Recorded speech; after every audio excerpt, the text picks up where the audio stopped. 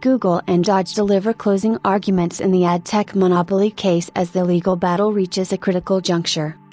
Regulatory authorities have been working arduously to ensure companies are not in violation of the antitrust laws and that healthy competition is prevalent in the industry.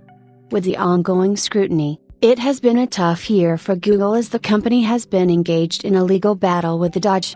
The pursuit has been over the company's monopolistic practices when it comes to the digital advertising market by leveraging unlawfully its tools and platforms to discourage competition.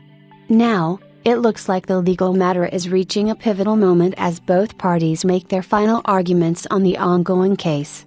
Google and the U.S. Department of Justice meet up for one last time to present their arguments for the ad tech dominance case while Google is aggressively innovating and evolving its technology, especially when it comes to advancing the company's AI capabilities. The legal pressure it has been facing amidst its pursuit of growth has been immense, especially in the past few months.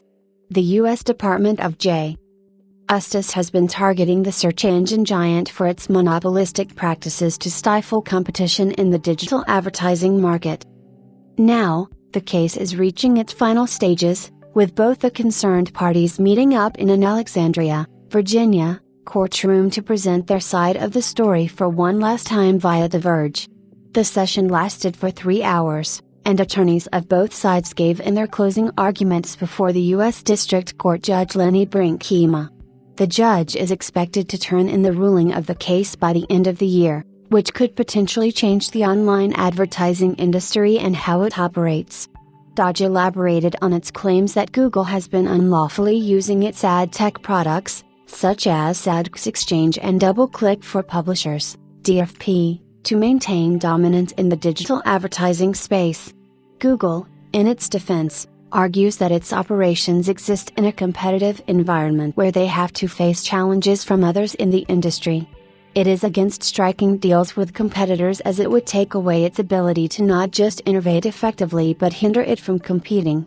The search engine giant's claims are that the industry's dominance is not as absolute as DOJ claims.